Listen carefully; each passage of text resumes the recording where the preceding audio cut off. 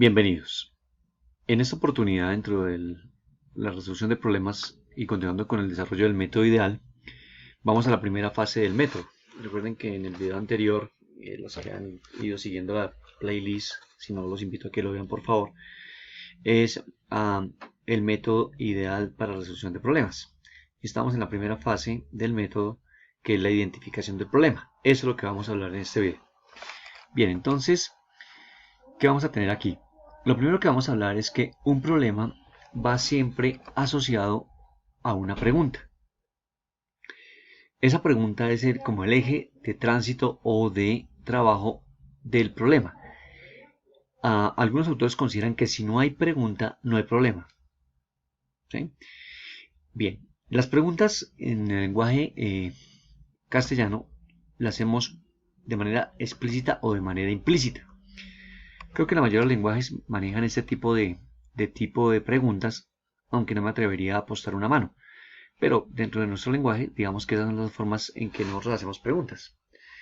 La manera explícita es cuando aparecen los signos de interrogación. Y sabemos que ahí está el problema, en la pregunta. Aquí estoy hablando en este momento, pues obviamente de problemas que se presentan en el aula, ¿cierto? Ya para preguntas en la vida real, pues no esperamos que aparezca un signo de interrogación. Pero sabemos que hay una pregunta implícita al tratar de resolver una situación problema. Bien, entonces, cuando estamos mirando un problema en el aula, pues aparecen los signos de interrogante y o una acción implícita como hallar, determinar, calcular, evaluar o demostrar que o cualquier otra acción que se nos pida realizar dentro del contexto del problema o el enunciado del problema. Y o, si quieren, llámelo un ejercicio convencional. Recuerden que hemos mencionado que un ejercicio convencional para algunas personas podría ser un verdadero problema. Así que, pues, sin pérdida de generalidad, digamos que esas son las formas en que podemos encontrar las preguntas dentro de un problema. Ahora bien, entonces retomemos el asunto de la siguiente manera. ¿Qué relación se guarda entre el problema y la pregunta? Pues bien, la pregunta nos puede plantear dos tipos de problemas. Primero, los problemas por resolver. ¿De acuerdo? En los problemas por resolver, ¿qué vamos a encontrar? Vamos a encontrar que son los problemas que atañen a acciones como esta que está ejemplificada acá. Margarita tiene un promedio de 88 en sus 4 parciales de cálculo. Ella quiere garantizar que su promedio al final del quinto parcial sea 94. ¿Cuál debe ser su próxima nota sobre 100 para lograrlo? Entonces noten que aquí está de manera explícita, según lo que hemos dicho en el diagrama anterior, está explícito el interrogante, este es nuestro problema. La próxima nota sobre 100 para lograr ¿qué? Pues lo que dice el problema, ¿no? Es decir, obtener un promedio final de 94. ¿De acuerdo? Bien, entonces aquí tenemos problemas por resolver. ¿Sí? Debe existir algún procedimiento algorítmico, algún principio matemático, algún acuerdo que nos permita plantear lo que está aquí. Y el segundo son los problemas por demostrar. Entonces, los problemas por demostrar está, por ejemplo, un tipo de esta forma. Demuestre que el lugar geométrico del punto P, tal que el producto de las pendientes que determina con los puntos 3 menos 2 y menos 2,1 es menos 6. Y que eso corresponde a una elipse. Miren que es un problema por demostrar. Demuestre que. ¿Sí? Aquí, muy seguramente tenemos que hacer uso de postulados, axiomas u objetos geométricos, usualmente geométricos, pues podrían ser matemáticos en general, que nos en este caso particular geométrico, ¿cierto? Aquí esto es contexto geométrico, que nos permita dar cuenta de lo que queremos demostrar. Casi siempre corresponde a una axiomática en el desarrollo. Hay que justificar, digamos, de alguna forma los pasos. No voy a profundizar mucho dentro de esta playlist o lista de reproducción sobre los problemas por demostrar. Tengo una postura personal frente a la demostración que en algún momento ampliaré, pero que considero que usualmente en la escuela uno no demuestra, sino que muestra. obviamente a ciertos niveles escolares, ¿no? En la universidad pues creo que ya puede hacer algún tipo de demostraciones, pero me atrevería a pensar que solo sabemos hacer cierto tipo de demostraciones, usualmente las que aprendemos. Pero bueno, es una posición personal, como les digo. Ahora bien, entonces vamos a hablar de la identificación del problema versus lo que es una situación. Entonces, ¿qué es lo primero que tenemos que distinguir? Que, primero, un problema implica una situación, un contexto, ya sea lo que llaman extramatemático, que llaman otros autores de aplicación, o que llaman algunos de contexto en la vida real, que pues hay mucha discusión frente a eso. Pero implica una situación intramatemática o extramatemática, de contexto, situado lo llaman también, ¿cierto? Pero no toda, bueno, perdón, y esto, digamos que lo vemos, por ejemplo, el primer problema que explicábamos, ¿cierto? Es una situación, hay una niña que se llama Margarita, tiene esta situación, el contexto son los 4 parciales que ella tiene hasta el momento presentados y va a presentar un quinto parcial y quiere que el promedio final de sus notas sea 94, calificado sobre 100.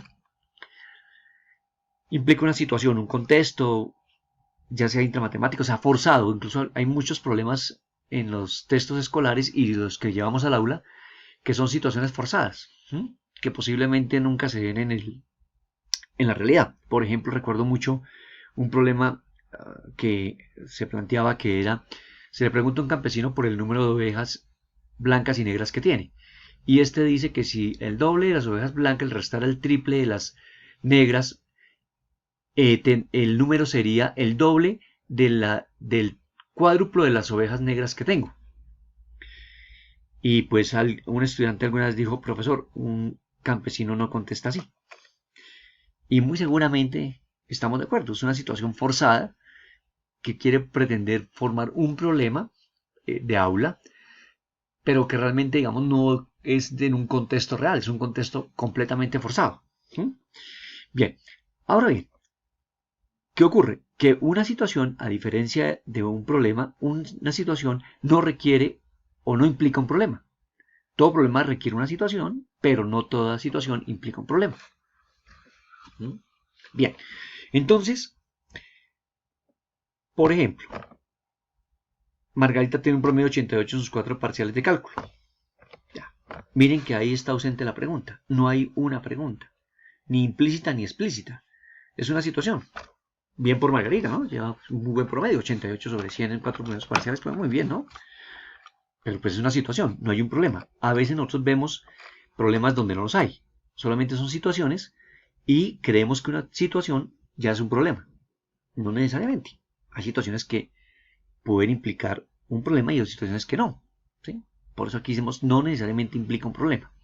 Bien, entonces, para ir culminando con este video, vamos a hablar sobre algunos aspectos que se detienen en la fase de identificación del problema. ¿Qué aspectos hay que considerar? Primero, si el problema tiene subproblemas de entrada, ¿no? Por ejemplo, el problema es que para usted poderlos hacer tiene que realizar otro problema adicional o que le preguntan varias cosas dentro del mismo problema. ¿Qué ocurre en ese contexto? Que si hay subproblemas, la pregunta es, oiga, así no hay subproblemas, ¿ese problema yo lo puedo segmentar? ¿Podría partirlo? Este aspecto muchos lo comparan con comerse una vaca. ¿Sí? Comerse una vaca. Obviamente la vaca no la podemos comer completa, ¿cierto? Entonces, ¿qué hacemos? La segmentamos, tal como aparece acá. Entonces, un día probamos falda, otro día solomillo, otro día lomo alto, morrillo, aguja, ¿sí? Pero no vamos a poder comernos la vaca completa. ¿Sí? Hay que partirla, hay que segmentarla. Entonces, muchas veces el problema es tan grande, tan amplio de atacar, que lo mejor es poderlo partir, segmentar en pequeños problemas y después dar la solución global del mismo. El tercer aspecto es, ¿puede cambiar la pregunta sin modificar el sentido? Es decir, ¿puede preguntarse lo mismo de otra manera? ¿Qué implicaciones tiene esto? Uno paralelo a esto es si conoce el significado de cada una de las palabras que están involucradas en el enunciado. Por ejemplo, en el caso del problema de los parciales de la señorita, ¿usted sabe qué es un promedio? ¿Sí? Sabemos qué es una el ICSE. Sabemos que es cada una de las palabras que están puestas allí. Si no, pues toca buscar alguna acción. Ya les comento qué podemos hacer al respecto. Una de las cosas que se puede hacer es, oiga, ¿se puede escribir el enunciado en un lenguaje que le sea significativo? Si hay muchos problemas que uno no puede avanzar porque no entiende el significado de una palabra. No le significa nada. Está dicha y por fácil que sea, si usted no conoce el significado de esa palabra, pues no va a poder avanzar. Eso se soluciona con esto. Un diccionario básico del español. En nuestro caso, ¿no? Un diccionario en general. En nuestra época nosotros teníamos que cargar este libro dentro de nuestras maletas. Que hacía parte de los útiles escolares. Hoy en día están disponibles en el celular. Entonces es importante ir a buscar el significado, porque las palabras, y es uno de los asuntos del lenguaje, tienen mucho significado muy amplio, muy rico, ¿cierto? Por ejemplo, la palabra rabo. ¿Sí? En Colombia significa una cosa, en España significa otra, en Brasil muy seguramente no es español, pero es una lengua afín, es una lengua romance, y entonces uno dice, bueno, ¿y aquí qué significa? ¿Cierto? Ese tipo de palabras pues hay que buscarlo y buscar qué significa dentro del contexto del problema y darle un vuelco al problema como indica aquí en la opción 3, cambiar la pregunta sin modificar el sentido o cambiar el enunciado de forma tal que el significado de cada una de las palabras tengan un sentido para nosotros. Bien, quiero culminar este video de la parte de identificación del problema, la fase de identificación, con lo siguiente. ¿Qué es la generación de problemas desde situaciones? Recuerden que acabamos de decir que los problemas implican situaciones, pero no toda situación es un problema. Entonces, ¿qué es lo que se pretende en esta fase? Es que uno pueda, con los estudiantes o con las personas interesadas en hacer esto, es poder plantear diversos problemas desde una situación. ¿Sí? Da una situación, plantear diversos problemas. Y la segunda es poder identificar potenciales problemas ante una misma situación. Es decir, usted está en su sitio de trabajo, en su sitio de estudio, y tiene que estar pendiente de qué problemas se pueden generar. Por ejemplo, puede ser que los estudiantes no estén comprendiendo cosas porque la iluminación del salón no sea buena. No están viendo ni siquiera el tablero. Y el problema no es que ellos no entiendan, es que no ven lo que usted está escribiendo en el tablero. Por ejemplo, usted no está identificando el problema. ¿Ve? Ahora bien, entonces voy a plantear aquí algunas situaciones que espero que les sean útiles para mirar el asunto. Una, por ejemplo, un automóvil moviéndose sobre una carretera mojada. Es una situación, oiga, ¿qué problemas podemos plantear? ¿Sí? ¿Qué información deberíamos tener para que eso realmente constituya un problema? Las sillas de un salón de clase específico. Esa situación, en unas vacaciones Raquel Fisas y su familia visitan Cartagena, ella notó algo muy particular. El vendedor de refresco le cobró el primer día por 6 bebidas colas y 4 botellas de agua 26.600 pesos colombianos. Y al segundo día, y a los mismos precios, por 3 bebidas colas y 2 aguas le cobró 13.500 pesos colombianos. Situación. ¿Qué problema podemos plantear? Hay algunos que son problemas elementales que saltan a la vista cuál sería la pregunta a realizarse. Otras dan un campo muy amplio, por ejemplo la situación A. Y algunas son planteadas desde representaciones gráficas. Entonces tenemos 3 balanzas, se supone que equilibradas, y hay estos objetos o estos seres o objetos combinados puestos sobre esas balanzas. ¿Qué preguntas podrían surgir allí? Quiero dejar aquí un par de frases mientras les doy el agradecimiento por visitar el canal y seguir suscribiéndose y recomendándolo. La primera es: una mentalidad no creativa puede ver que una respuesta es desatinada, pero hace falta una mentalidad creadora para darse cuenta que una pregunta está mal planteada. Eso es muy importante a la hora de tener el plantear problemas a través de situaciones. Si usted no puede resolver un problema, entonces debe existir un problema más fácil que puede resolverlo. Encuéntrelo. George Polya. Muchas gracias por su visita. No olviden suscribirse a nuestro canal, dejar sus comentarios porque eso enriquece el mismo. Muchas gracias.